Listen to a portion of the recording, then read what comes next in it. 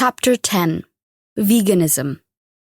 A human being is part of the whole, called by us universe, a part limited in time and space. He experiences himself, his thoughts and feelings, as something separate from the rest, a kind of optical delusion of consciousness. This delusion is a kind of prison for us, restricting us to our personal desires and to affection for a few persons nearest to us. Our task must be to free ourselves from this prison by widening our circle of compassion to embrace all living creatures and the whole of nature in its beauty. Albert Einstein. Throughout this book, we have been trying to be inclusive of ever more groups that are regularly neglected in society.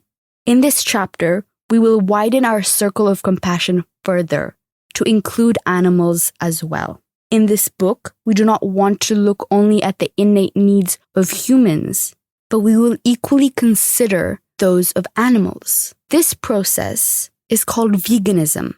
Vegans abstain from using any animal products or services. At its core, to me, veganism is an expression of love. Veganism is compassion towards animals. It means to refrain from using any animal products and to not contribute to the suffering or exploitation of animals. In this chapter, we will first explore the moral and spiritual considerations behind veganism. Next, we will have a brief look at how animals are farmed in today's day and age, followed by the environmental and health benefits of adopting a vegan diet. An expression of love. To me, veganism is a practical expression of my love for all beings. I see veganism as part of a wider process I would call the expansion of the self, or, to use Einstein's words, widening our circle of compassion. In a way, all of the present book is about this process of expansion. We started out talking about scarcity. When we are caught up in a feeling of scarcity, we are mostly worried about our physical self. This whole book describes a movement towards opening up that sense of self to include babies, young children, community members, people in our society, people globally, and animals.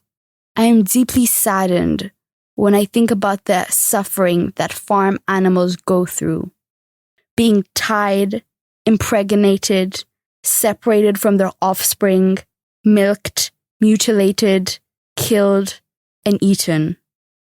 The expansion of the self is a spiritual journey.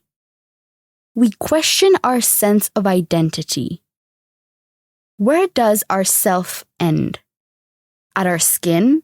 Are we just this physical body? Or can our consciousness include other people around us?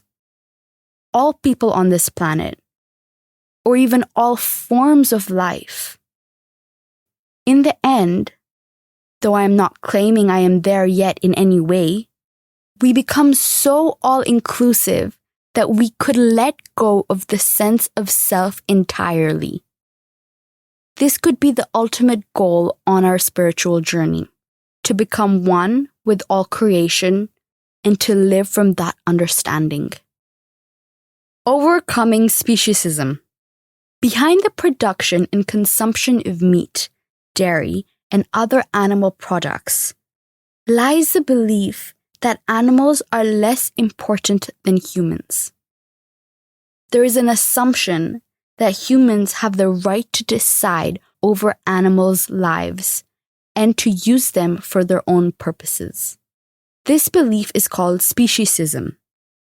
Speciesism limits our capacity for compassion and loving kindness.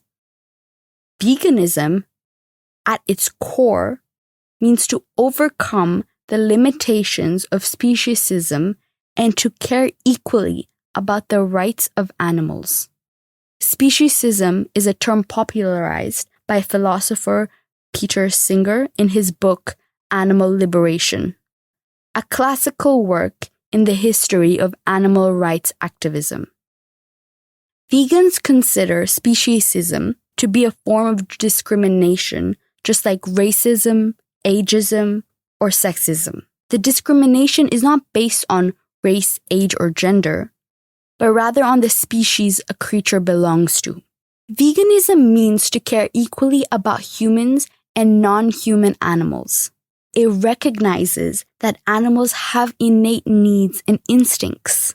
They have a genetic expectation, just like us. And just like us, they do not want to suffer. They want to be happy and free and live long and healthy lives. They have social needs and want to interact with their species members. Moreover, they have a central nervous system, just like us. So, they are conscious, intelligent, and able to experience pleasure, pain, and a range of other emotions. We therefore have no right to limit their freedom or take their lives. As vegans, we want to allow animals to live their natural lives as much as possible. We have no dominion over them and want to live together in peace. They have just as much right as we do to be here on Earth. To me, veganism is a moral choice. I do not see it as a diet or a lifestyle. Veganism means being a voice for the voiceless, and to speak for those creatures who cannot speak for themselves. Veganism is valuing life deeply and not participating in killing and exploitation. It is an expression of ahimsa, non-violence. I would dare say veganism is a prerequisite to my spiritual growth. I personally cannot have deep inner transformation if I continue to eat meat and dairy and am complicit in cruelty and abuse towards animals on a daily basis. I see veganism as an essential building block of a conscious society and a necessary condition for the evolution of humankind. The greatness of a society and its moral progress can be judged by the way its animals are treated. As long as the seeds of violence and discrimination are present, we cannot progress as a society. If we allow the systematic discrimination of animals, this discrimination could easily spread towards other members of society. If we slaughter and abuse animals, we could become violent towards others because of their race, gender, and so on.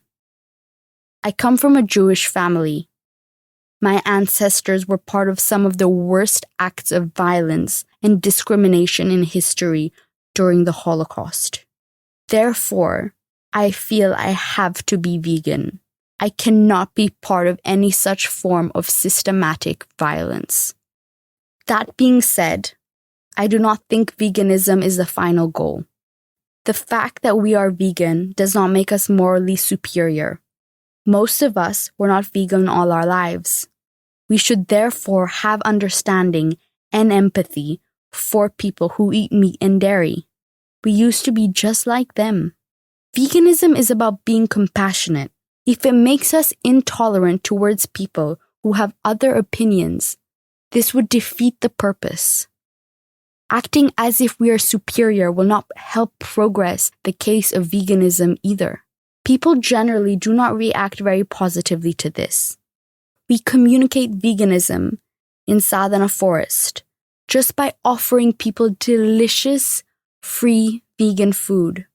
Everybody likes to be offered food. We want people to associate veganism with kindness and generosity. Receiving a vegan meal in this way may plant a seed. If they are ready for it, they may start questioning their dietary choices. A deeply rooted belief. To me, Animals are like friends and family. I just love them and want them to be happy. However, when many people see an animal, especially a farm animal, they see a product. They see something they can use. I will give you an example from my own daily experience. In Southern Forest, India, we have a Goshala, a small farm sanctuary where we take care of rescued cows. These cows would have been culled or abandoned in the street if we would not have taken care of them. They are not producing milk anymore, or they are bulls and therefore unwanted. When we look at our cows in Southern Forest, we see friends.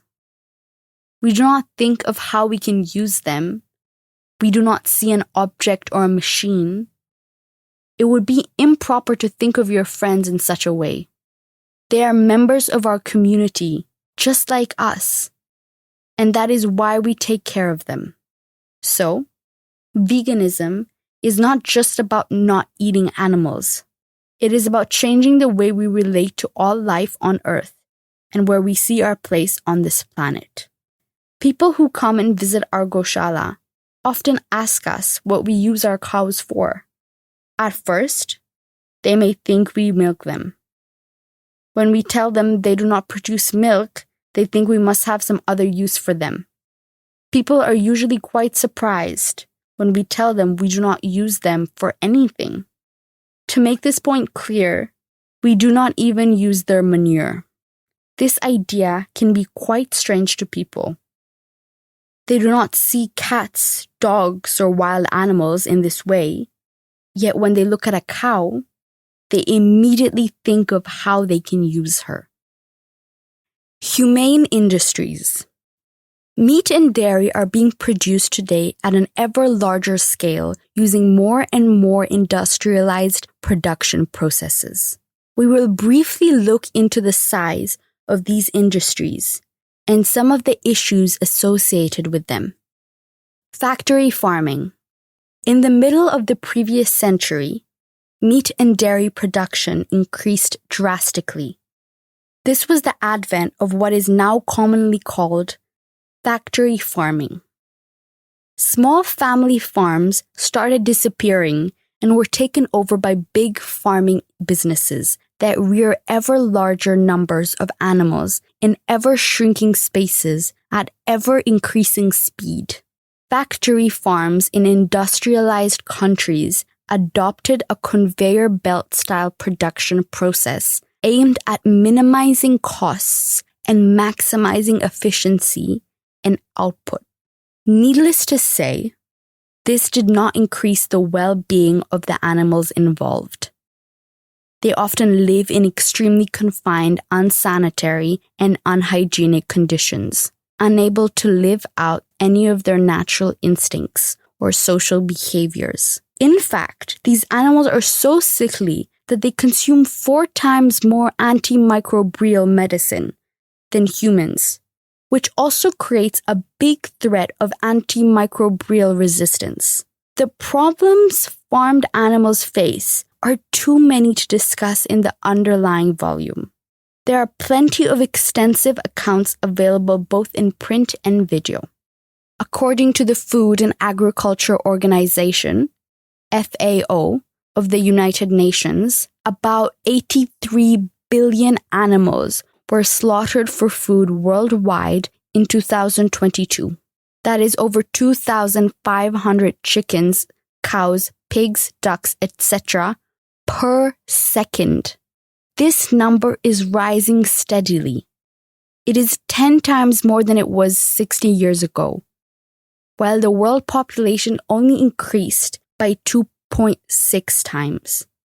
Meat production is projected to keep growing, especially in developing countries.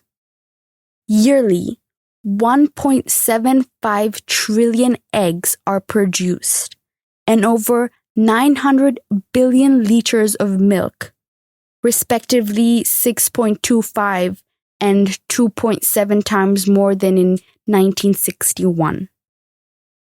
It is important to note that animals are also slaughtered in the dairy industry.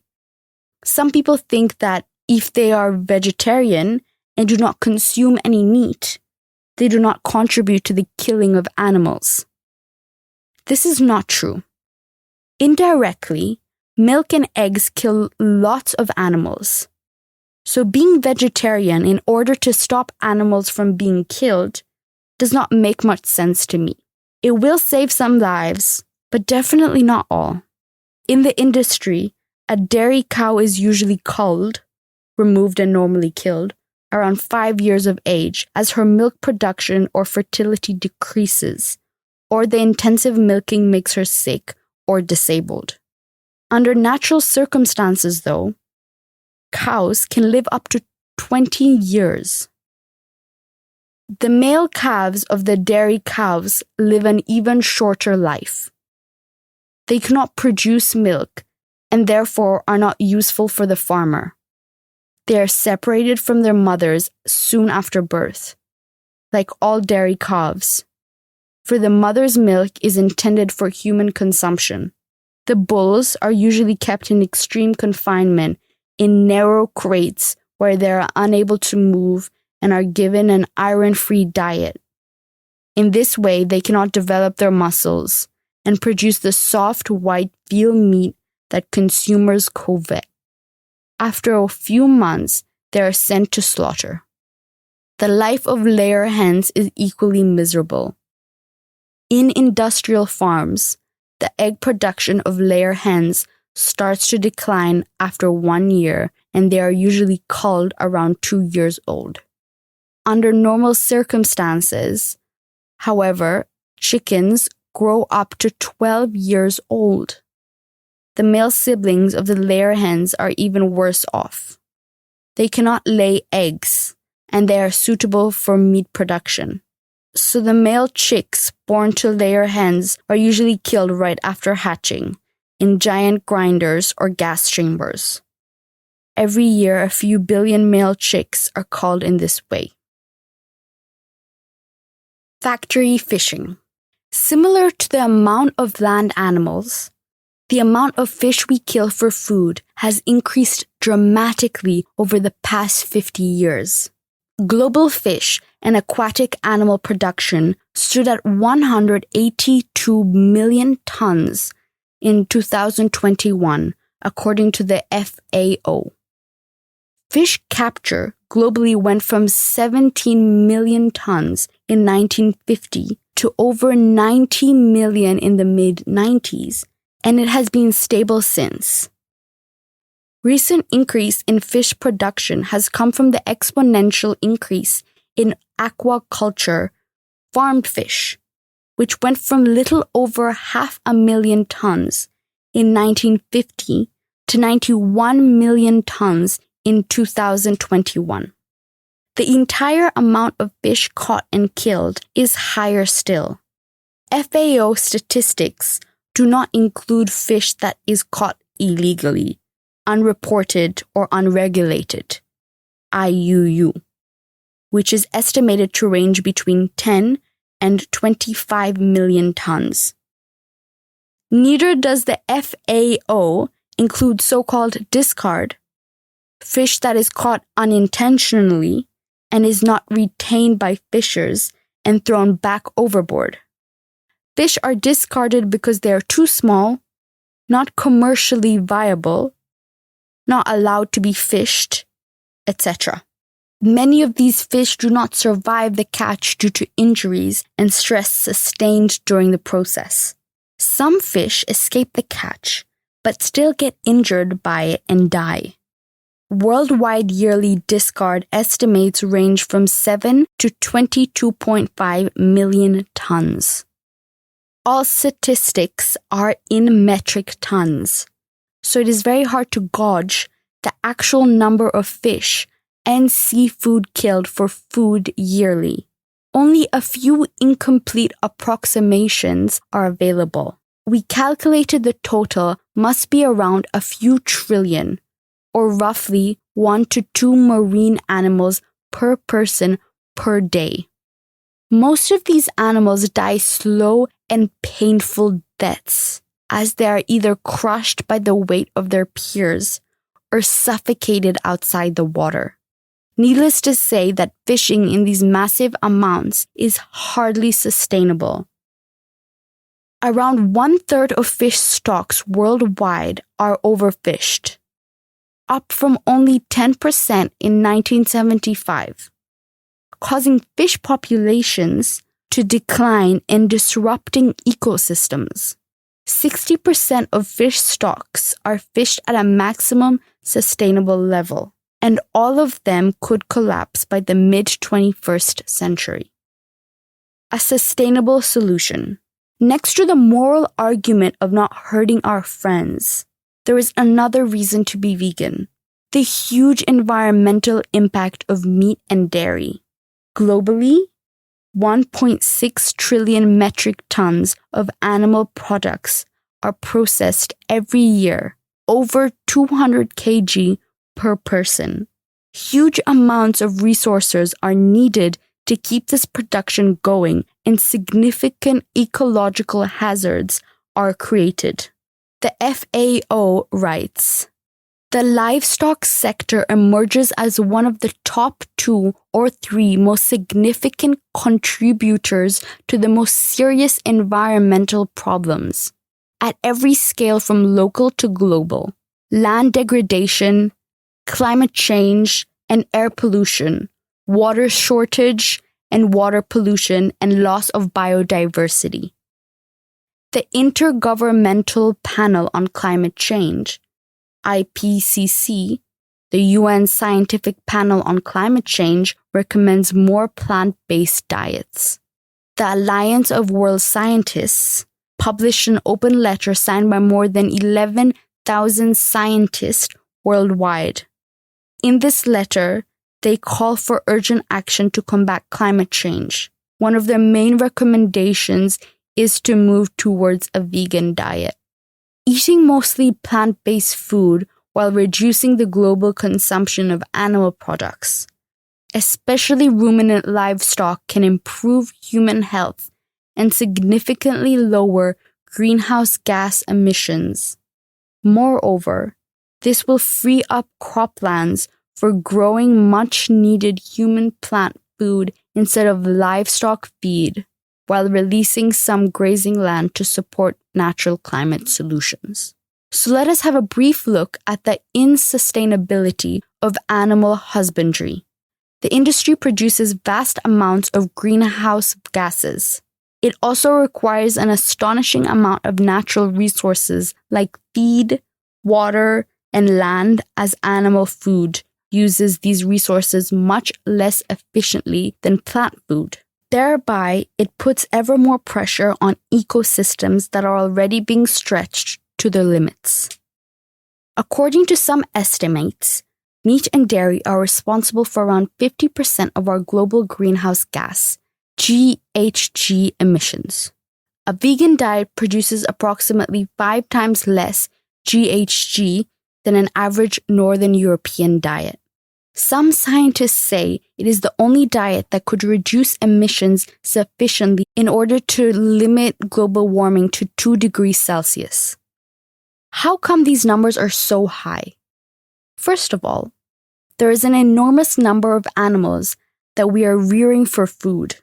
At any one moment, there are over 34 billion farm animals alive. Their biomass is over 10 times larger than all wild mammals and birds combined. All these animals breathe, accounting for nearly as much CO2 as all direct industry emissions worldwide. Livestock needs to be housed, processed, and transported, all of which produces greenhouse gases. Feeding livestock is responsible for a huge amount of emissions. Growing feed crops often requires forests to be cut down, which releases the carbon that the soil and vegetation are holding and stops these forests from taking carbon dioxide out of the atmosphere. Production of feed requires fertilizers, the production of which is a source of nitrous oxide, N2O, and carbon dioxide. Digestion of feed is also a major source of greenhouse gas output. Ruminants such as cows, goats, and sheep produce methane, CH4, during their digestion, a greenhouse gas 80 times more powerful than CO2. The livestock sector is responsible for almost half of all human-induced methane release, contributing more to global warming than the entire transport sector. After digestion, livestock produces manure, the processing of which is a source of more methane and nitrous oxide. Our livestock requires huge amounts of food to live and grow. Cows, chicken, and other farm animals eat nearly 5 times more plant material than all humans combined. Moreover, the majority of feed a farmed animal consumes is not turned into food for humans. The animal just uses this food to live and survive. Calculations of the so-called feed conversion ratio, the amount of feed an animal needs in order to produce 1 kg of food, range from 5 to 25 kg. To produce 1 calorie, an animal needs to eat 8 to 27 calories. Livestock mainly eats grass, hay, and crop residues. However, they also eat almost half of the world's total grain production, which could feed 3 to 3.5 billion people. At the same time, over 700 million people in the world are hungry, and this number is on the rise. We might be headed towards a global food crisis by mid-century because of the combined effect of population growth, rising demand for meat, and environmental degradation. According to the FAO, the livestock sector is by far the single largest anthropogenic user of land. It occupies 20 to 45% of the ice-free land on Earth and 50 to 80% of all agricultural land. At the same time, it provides less than 20% of the calories we consume. This is not a very efficient use of land. A vegan diet requires about 8 times less land than an omnivorous diet. Animal agriculture, therefore, puts a huge pressure on land and is a key factor in deforestation and soil degradation. 60 to 70% of deforestation is happening in the tropical forests of South America. The large majority of this deforestation, over 70%, is for pastures. Similarly, over 70% of rangelands in dry areas have been degraded because of livestock activity. If the world would switch to a vegan diet, huge amounts of land would be freed up. If these areas would return to their native vegetation, this alone might remove up to half of the greenhouse gases we currently produce from the atmosphere. Livestock uses a considerable amount of water. Agriculture is the biggest water consumer, accounting for 90% of our fresh water use. 1/3 to half of that water is used for animal agriculture, producing only 1/5 of our calories as mentioned before. Animal products generally require larger amounts of water to produce because of the water needed to grow feed for these animals. One of the biggest water consumers is beef. On average, 15,400 liters is needed to produce 1 kilogram. This can go up to 200,000 liters in open rangelands. Livestock is also a major source of water pollution. Meanwhile, because of increasing population, consumption, and climate change, water is becoming an ever scarcer resource. already between half and 2/3 of the world's population experience severe water scarcity for at least 1 month a year. And this situation is unlikely to improve. There is still much more to be said about the environmental impact of the meat and dairy industry. One can look up its impact on soil acidification, eutrophication, or biodiversity loss.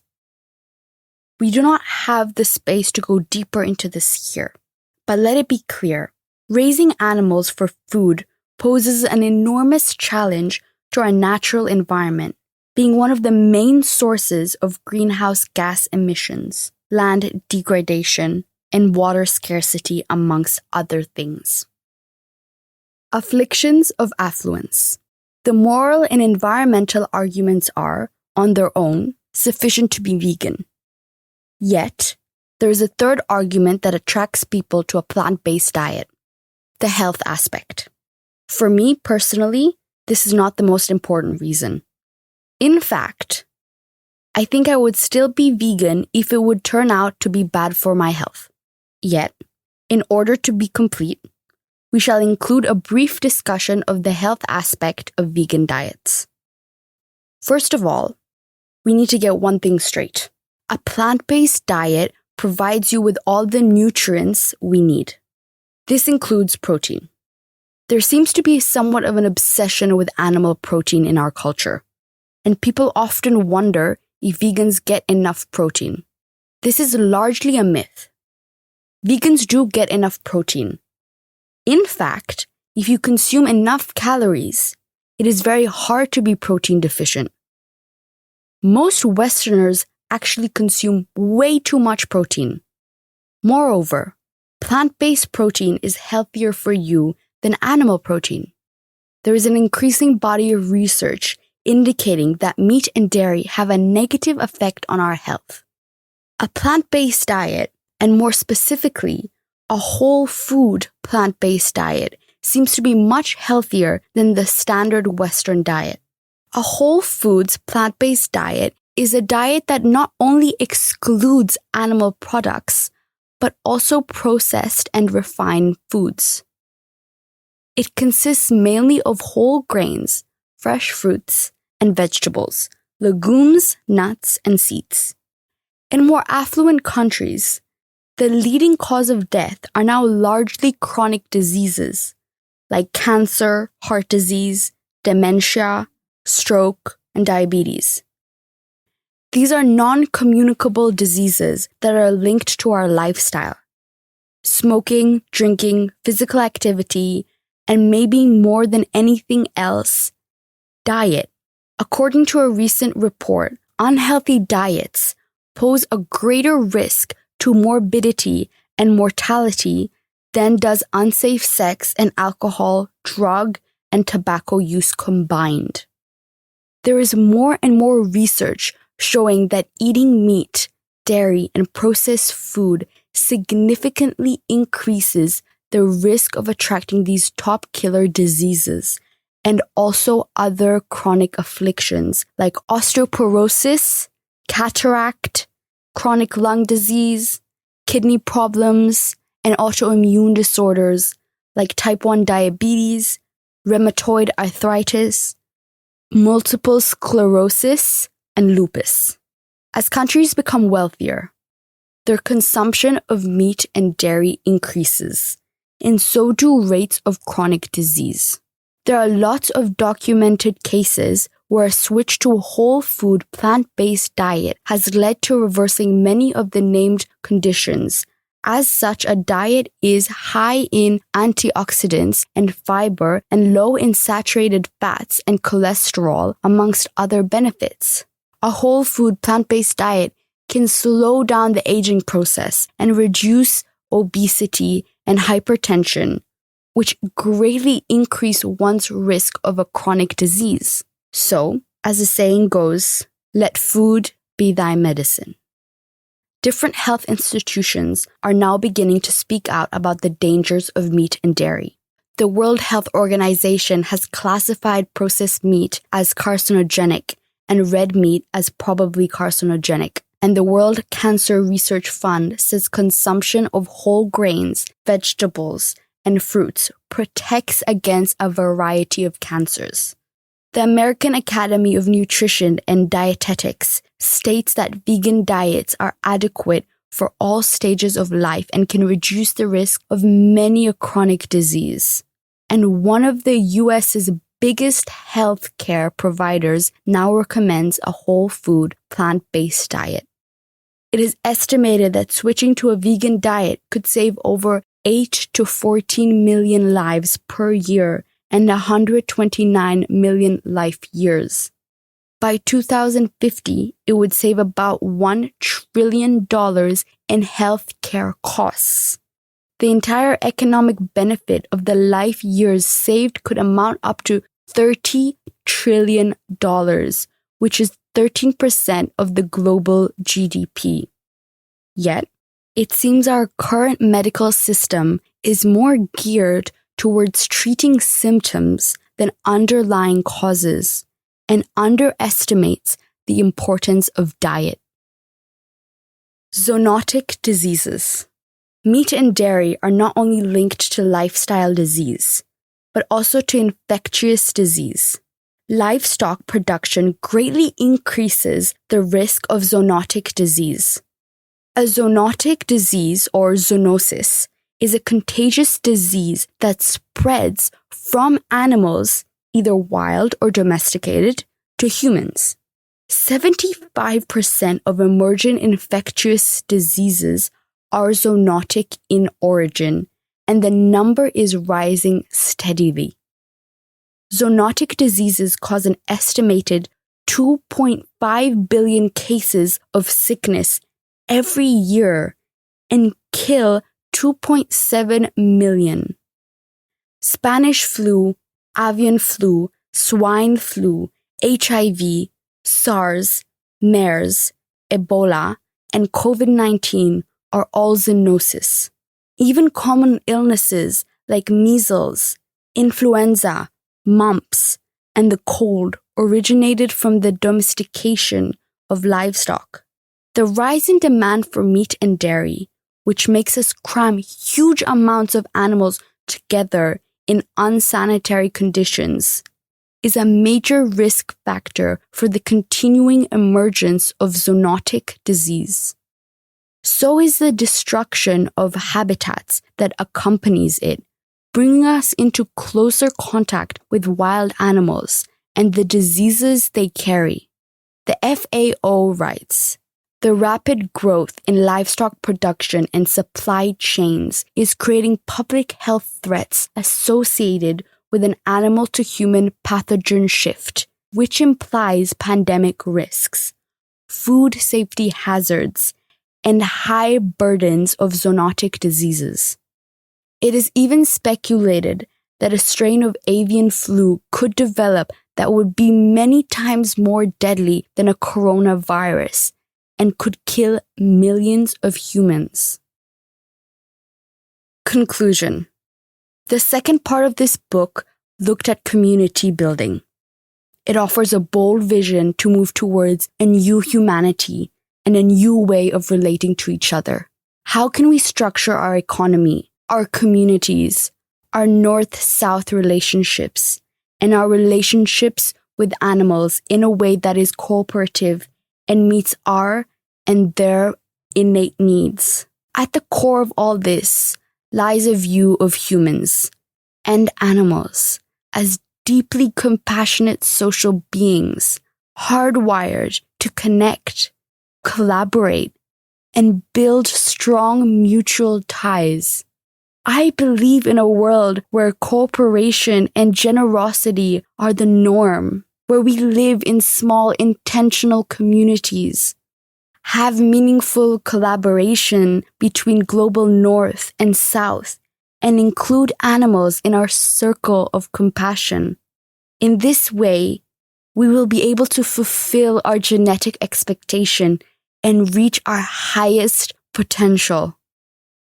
The late South African Archbishop Desmond Tutu illustrates this principle very beautifully in his discussion of the concept of Ubuntu. Bantu for humanity. Hopefully, the present publication may have brought you to look at our shared humanity in a new way, with more Ubuntu. My humanity is caught up, is inextricably bound up in yours. We belong in a bundle of life. A person is a person through other persons.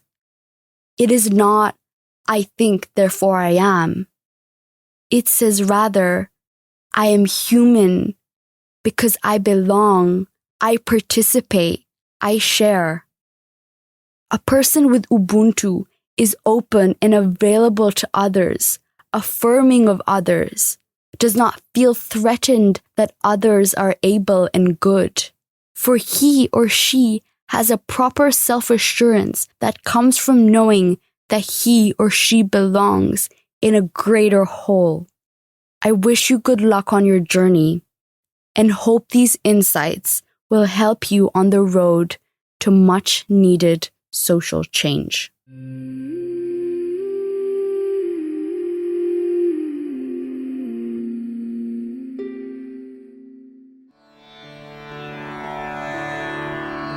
This is Orville Radio, Voices from the City of Dawn.